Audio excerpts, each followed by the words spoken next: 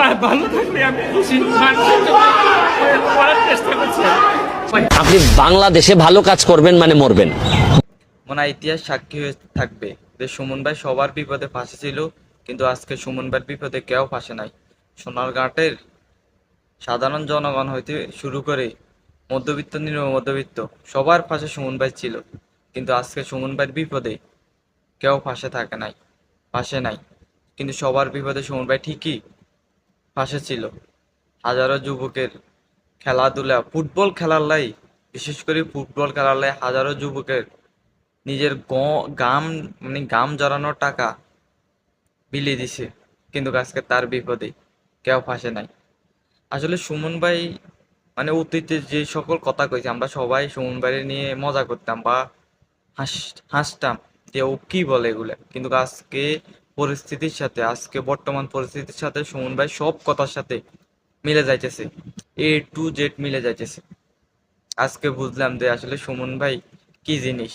আজকে বুঝলাম যে সুমন ভাই সব কথার সাথে আজকে বর্তমান যে পরিস্থিতি, দেশের যে পরিস্থিতি, সুমন ভাই সব কথার সাথে দেশের পরিস্থিতির সাথে হুবাহুব মিলে যাইতেছে।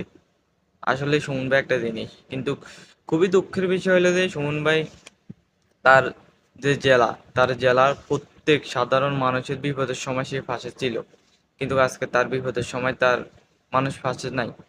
কেন নাই মানুষ ভালো জানে।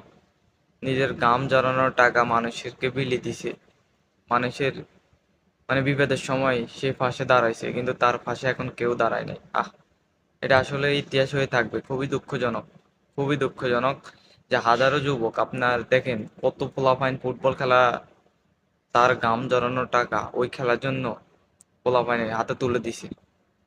যে টাকা লাগলে সুমন ভাই বলতে যে টাকা লাগলে সে আছে, যত টাকা লাগে সে আছে, তবে তোমরা প্র্যাকটিস চালিও না, চালিয়ে যাও। কিন্তু আজকে সুমন ভাই বিপদের সময় তারা পাশে থাকতে পারতো, একটা আন্দোলন করতো তার জামিনের জন্য, এমন তো মহাভারত কিছু হয়ে যেত না।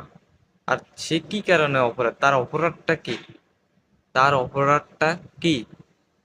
সে আওয়ামী লীগ করতো বা আওয়ামী লীগের সাথে ছিল, সে তো কোনো গুম খুন হত্যা মামলার সাথে জড়িত না, বা কোনো চাঁদাবাজি। কয়টা খুন হয়েছে তার হাতে দেখান, দেখাতে পারবে না। তার অপরাধ এটাই, সে আওয়ামী লীগ ছিল, এই আওয়ামী লীগ করতো বা আওয়ামী লীগকে ভালোবাসতো, এরকম হাজারো নেতা আছে আওয়ামী লীগকে ভালোবাসে। কিন্তু আসলে সুমন ভাইয়ের আজকে এর ভিডিওটা দেখে খুবই দুঃখ লাগলো যে আসলে ভালো মানুষের এই দেশে আসলেই দাম নাই, আসলেই দাম নাই। এটা সুমন ভাইরে দেখলে বোঝা যায় যে এই দেশে ভালো মানুষের দাম নাই।